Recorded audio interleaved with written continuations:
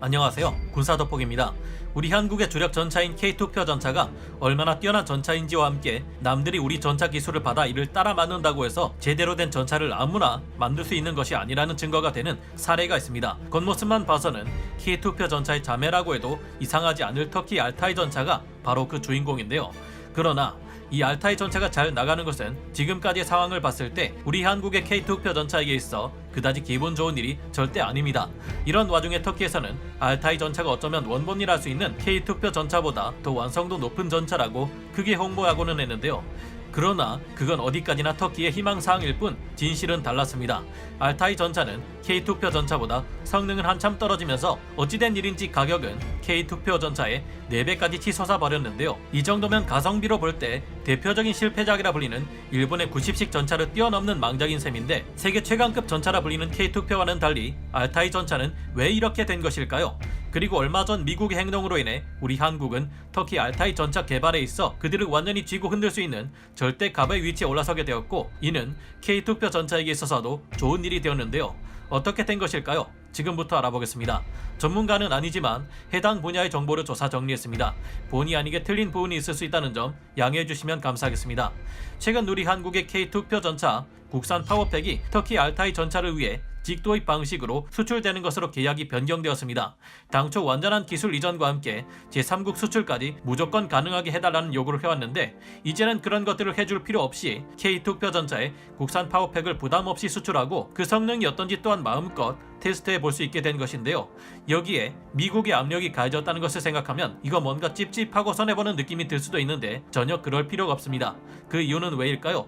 알타이 전차가 흑표보다 성능은 더 구린데 가격은 4배까지 치솟은 이유. 터키가 개발하고 있는 알타이 전차는 3세대급 전차로서 1990년대 중반 수립된 터키 국산 전차 개발 사업 MITUP 사업에 의해 개발되어 왔는데요. 2005년에 터키는 우리 대한민국을 전차 기술 도입국으로 선정하고 국방과학연구소와 현대 로템으로부터 지원을 받으며 자국산 전차를 개발합니다. 전차 개발 경험이 부족한 터키에서 한국에 조언을 구했고, K2표 전차를 담당한 엔지니어들이 디자인 단계에서 도움을 주다 보니 알타이 전차는 K2표 전차를 꼭 빼닮은 형태로 제작되었습니다. 하지만 이는 우리 한국의 M1 에이브람스 전차를 개발한 미국 크라이슬러사와 함께 K1 전차를 개발한 것과는 크게 다른데요. M1 에이브람스 전차와 K1 전차는 같은 회사에서 만들어졌지만 K2 전차와 알타이 전차의 관계는 단순한 기술 자문 역할을 했을 뿐, 알타이 전차는 K2표 전차와 운용 교리가 달라 크기와 내부 구조가 다르며 성능 면에서도 꽤나 차이가 있습니다. 알타이 전차는 K2표보다 약 10톤 가까이 무거운 65톤에 달하는 중량을 가지고 있으며 보기륜이 좌우 6개인 K2표 전차와 달리 알타이 전차는 보기륜이 좌우 7개로 하나씩 더 많습니다. 알타이 전차는 K2 전차와 달리 자동 장전을 포기하고 탄약수를 배치하는 전통적인 전차 형태를 띠고 있으며, 저렴한 가격을 위해 자동 추적 장치, 능동 방어 시스템, 반응 장갑, 자동 장전 장치 등의 기술이 제외된 상대적으로 낮은 스펙을 추구하였습니다. 허나 그럼에도 불구하고 아직 기술적인 문제들이 남아있으리라 보이는데요. 다만 360도 전장 인식 시스템이나 소프트킬 등 장비는 있고 3세대 전차에 뒤처지진 않는 수준의 능력을 가지고 있습니다. 끊임없이 제기되는 파워팩 문제. 알타이 전차는 2015년에 배치될 예정인 듯 보였으나 여러가지 문제가 속출하며 2020년이 되어도 본격적인 양산에 들어가지 못했는데요. 가장 문제가 되고 있는 점은 바로 엔진과 변속기를 하나로 묶은 부품인 파워팩을 선정하는 데 있어 매우 큰 난항을 겪고 있다는 점입니다. 처음 터키는 K2표 전차 초기 버전에 파워팩을 만들었던 독일 MTU사에 협상을 시도했으나 독일 정치권에서는 인권 탄압을 가했던 터키의 파워팩을 수출하는 것을 불허했습니다. 이후 터키는 일본과 알타이 전차의 파워팩을 공동 개발하려 했지만 또 협상에 실패하게 되었는데요. 터키에서는 이렇게 개발한 알타이 전차의 파워팩을 제3국에 독자적으로 수출할 수 있게 해달라는 무리한 요구를 했고, 일본에서는 이 요청을 거절한 것입니다. 다음 2015년 터키가 향한 곳은 오스트리아였습니다. 운 좋게 오스트리아 AVL 리스트와 터키 엔진 기업 티모산이 기술 지원 협약을 체결했는데요. 그러나 터키 지도자인 에르도안의 독재, 인권 탄압, 언론 자유를 통제하는 행보 등을 오스트리아 정치권에서는 좋게 보지 않았고, 결국 2017년 초에 엔진 기술 협력 계약이 해지되고 맙니다. 터키 정부에서는 아랍 국가들이 알타이 전차를 사려고 줄을 서게 될 것이라 호언장담했지만 수출은커녕 엔진과 파워팩이 없어서 양산에 들어가지도 못할 처지였는데요. 자꾸 에르도안의 독재, 인권 탄압 같은 도덕적 문제들이 협상을 가로막자 이제 터키는 그런 걱정 따위 할 필요 없는 우크라이나의 협상을 시도합니다. 그러나 우크라이나는 이전에도 터키에게 무기를 수출하려 하다가 여러 번 기술을 유출당하고 방산 수출에 타격을 입은 전적이 있었습니다. 결국 우크라이나는 IP 제공과 같은 기술 이전을 거부하고 엔진 완성품만을 수출하는데 주력하게 되었는데요. 이후에도 터키는 포기하지 않고 미국 캐터필러사와 접촉해 성능이 떨어지는 1200마력의 CV-12 엔진이라도 얻어내려 해보지만 전차 엔진 생산을 담당할 터키 회사들의 기술력이 미약해 결과를 장담할 수 없었습니다. 이러던 와중 2018년 5월 2일에는 독일의 라인메탈사와 알타이 전차를 개발하는 터키의 BMC사에 합작 공장이 지어진다는 기사가 나왔고, 드디어 알타이 전차의 파워팩 문제가 해결되었다는 터키발 기사도 나왔지만 알고 보니 라인메탈사는 파워팩과 별 연관이 없었습니다. 알타이 전차의 파워팩 문제가 해결되었다고 하려면 체계 종합 업체이기는 해도 엔진 제작 기술이 없는 라인메탈사가 아니라 MTU 프리드리치 샤펜사가 알타이 전차의 파워팩을 공급한다는 계약이 있어야 했죠. 지금도 알타이 전차의 파워팩 관련 터키발 기사는 심심하면 나오고 있지만, 이런 기사들은 항상 불명의 외국 업체가 알타이 전차의 국산 파워팩 양산을 위해 파격적으로 IP 기술 이전을 제공하는 것은 물론 독자적인 제3국 해외 수출권까지 허가해줘서 국산 파워팩을 장착한 알타이 전차가 해외로 수출된다는 식으로 마무리되지만, 많은 것들이 희망사항일 뿐 실제 내용과 다르므로 가려들을 필요가 있습니다. 2015년 터키가 2억 달러를 들여 자국산 알타이 전차 엔진을 개발했다는 보도로 떠들썩한 적도 있었지만, 결국 이것도 조용히 계약이 해지되었고 2018년부터 다시 5개 업체들이 알타이 전차 엔진을 위해 경합하게 되었습니다.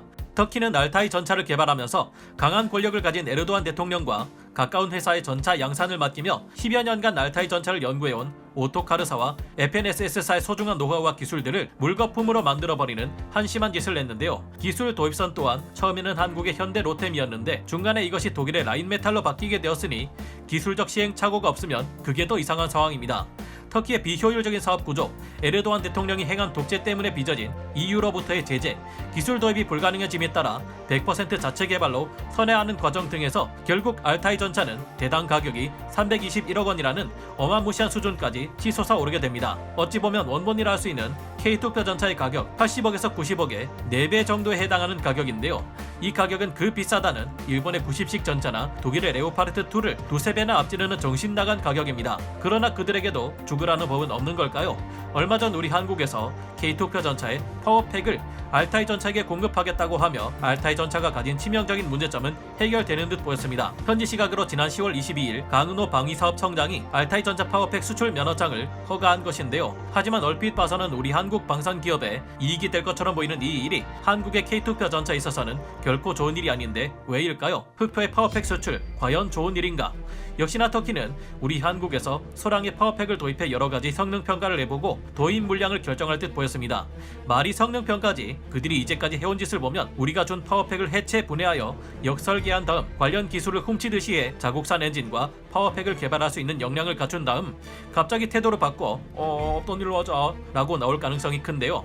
게다가 터키는 100% 기술 이전을 받는 것뿐 아니라 제3국의 수출을 허가해 주어야 한다는 집착을 보이고 있기 때문에 따지고 보면 결국 알타이 전차가 K2표 전차의 수출 시장 경쟁자로 떠오를 수 있기에 좋을 것은 없습니다. 후덜덜한 알타이 전차의 가격을 보면 과연 팔릴까 싶기는 하지만요.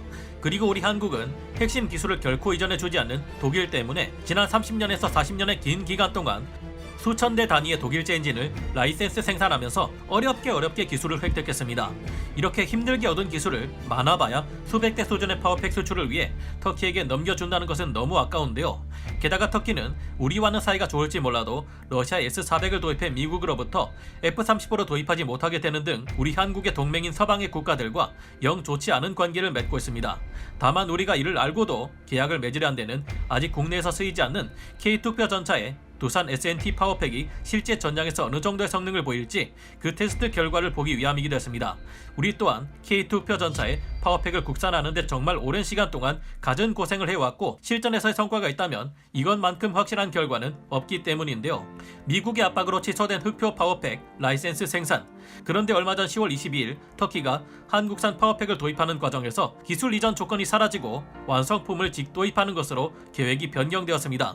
터키는 우리 한국의 두산 인프라코에서 엔진을 SNT 다이나믹스에서 변속기를 직도입해 알타이 전차에 탑재하게 된 것인데요. 여기에는 미국의 입김이 크게 작용했다는 평가가 많이 나오고 있습니다. 디펜스 뉴스의 보도에 따르면 이 같은 결과는 미국 바이든 행정부의 압력으로 인한 한국 정부의 입장 변화 때문이라고 합니다. 그동안 미국 정부가 한국에게 전차 엔진 기술을 터키에 이전하지 말라는 압력을 가할 수 있다는 예상이 많이 나온 바 있었는데요. 최근 미 하원 의원 41명이 터키에 대한 F-16 전투기 판매에 반대하는 서한을 미 바이든 행정부의 국무장관 토니 블링컨에게 전한 바 있었는데요.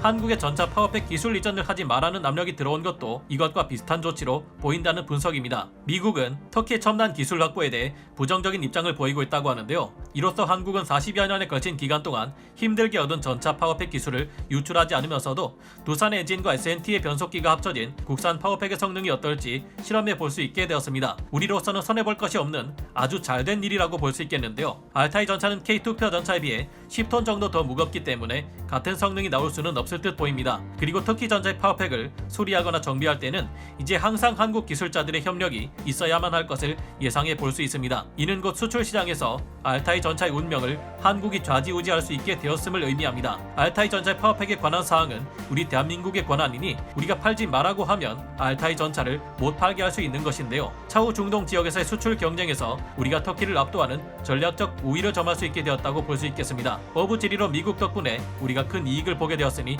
기분 좋은 일인 듯합니다. 항상 미국이 우리에게 좋은 일만 해주는 것은 아니고 갑질로 기분 나쁘게 할 때도 있지만 이번 파워팩 수출처럼 앞으로는 좋은 영향만 끼쳤으면 좋겠네요. 여러분은 어떻게 생각하시나요? 오늘 군사 돋보기 여기서 마치고요. 다음 시간에 다시 돌아오겠습니다. 감사합니다. 영상을 재밌게 보셨다면 구독, 좋아요, 알림 설정 부탁드리겠습니다.